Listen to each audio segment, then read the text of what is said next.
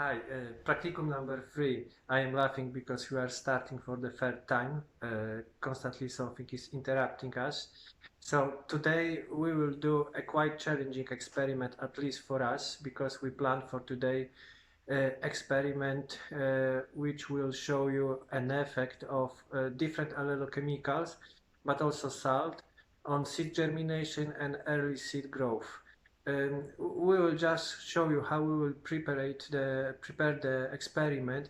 We will not do all the replications and combinations with you. We will do it later when we will finish doing this video. So first of all, the materials for today.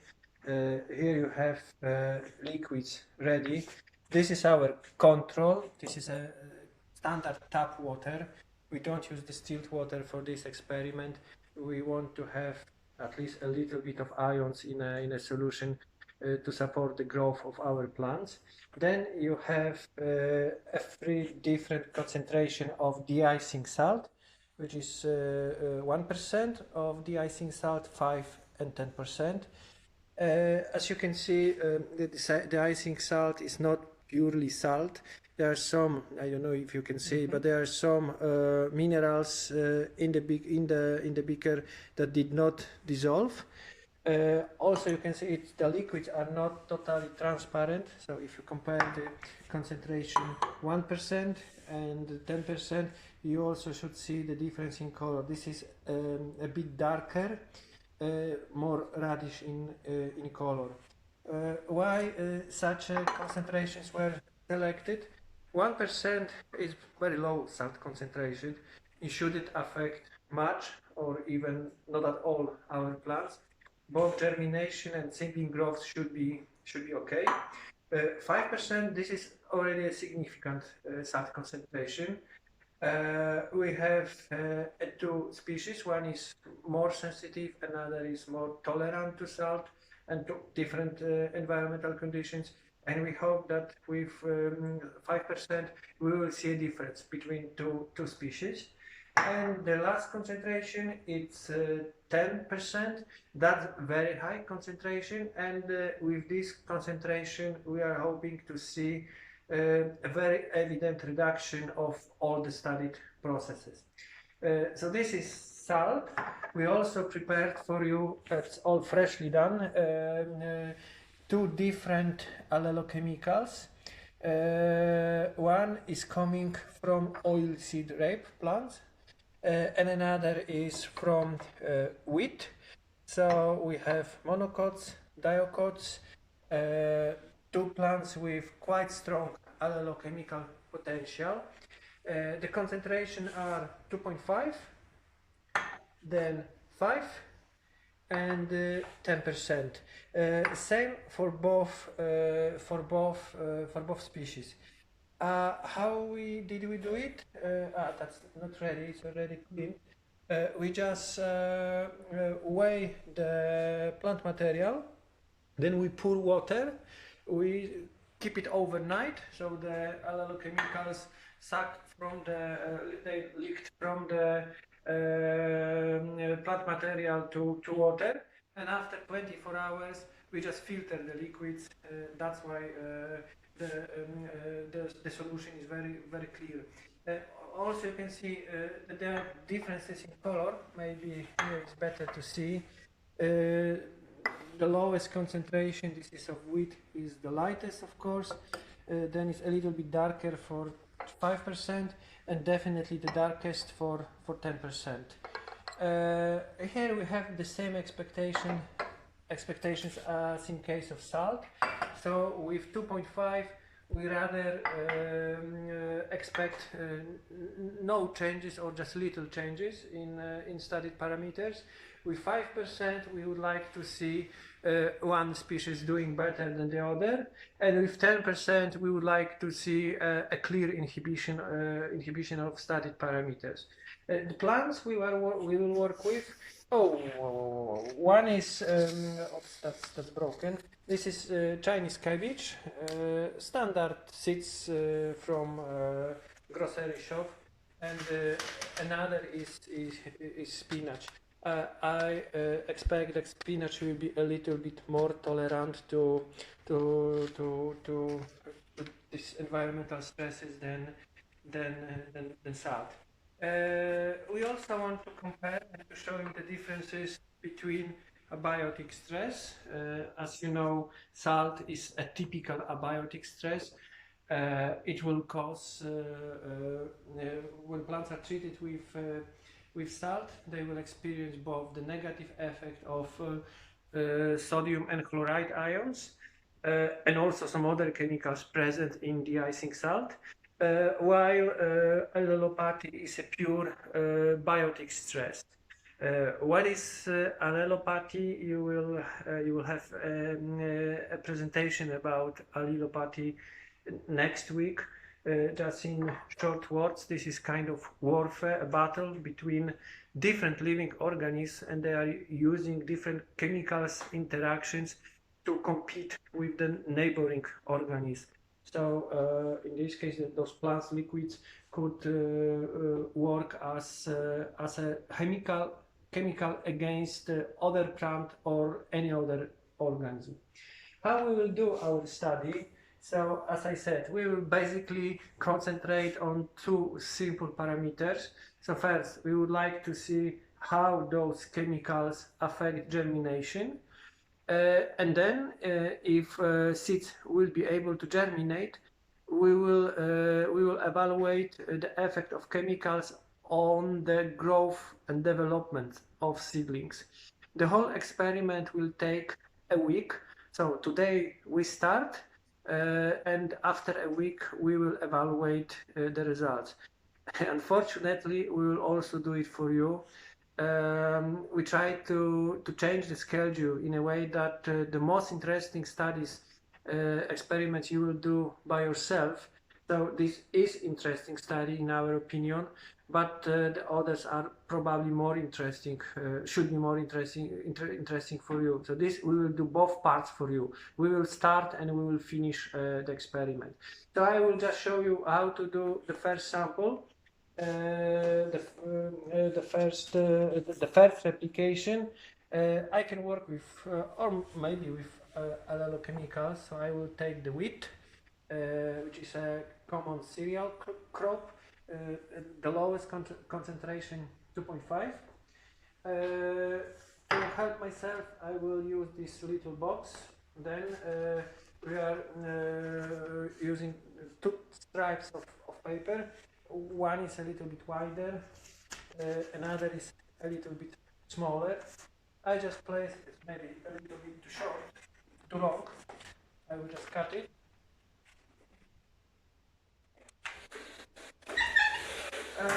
Then I will use a bit of water just to make it more sticky.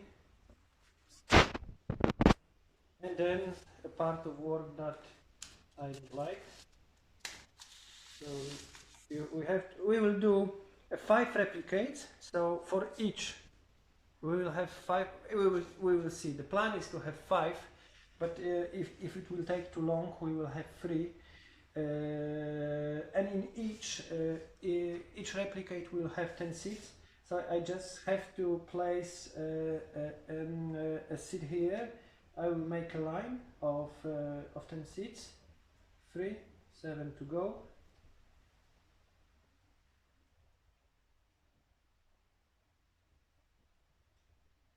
5, 7,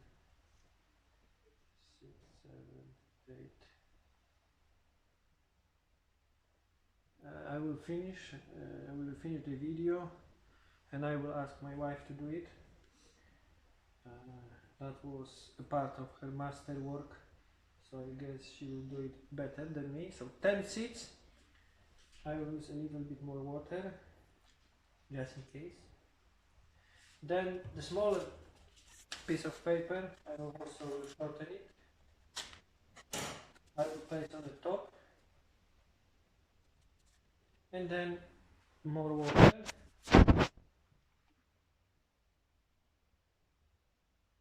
And almost ready. Now I have to carefully roll it. Maybe it's a bit too wide. But, doesn't matter. You can see the seats are between two lines. They have quite a lot of space.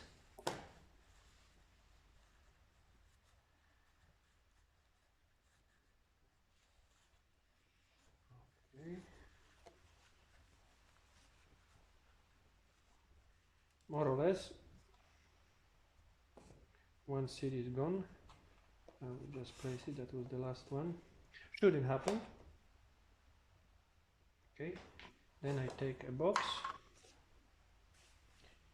I place the papers, and then 10 milliliters of our solution. First, it is, as I said, wheat. 2.5%. I will just place it gently. For beginning, it's enough. You see, it looks like that. Very little. We will place it in growth chamber. It can stay in darkness for the first week. Just germination and early seedling growth. The light is not that important. We will keep the humidity level high.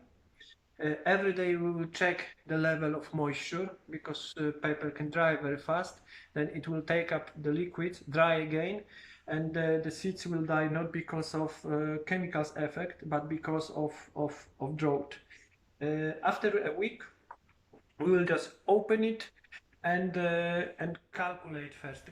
We will count the seeds that germinated, and then using the simple roller, we will measure the length of roots, of hypocotyl, and you will do all the calculations. You will calculate the averages, and you will also calculate the tolerance index. But about that, we will have a separate video for the next week.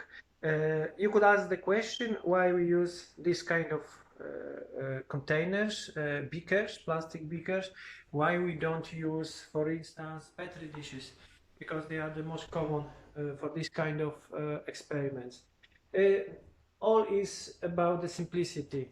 Maybe it's a bit more difficult to start experiment that way. It takes a little bit more time, but later on, when we evaluate the results, it's much easier to see the results, because if you have a petri dish, all the seeds are growing, are close to each other. The roots, the hypocotyls, they are growing different direction, and you can have a mix of plants. And then it takes a lot of time to first separate the seedlings, and the whole measuring process is very long. Here you can just take it out. You open it, and then you proceed with measurements very fast. It's also very clear. You can see the differences during the experiments. You can see the plants growing, the seedlings growing. So it's just easier. I just think if I said everything. So now is our turn to work. Per each combination, like this one, we will have three.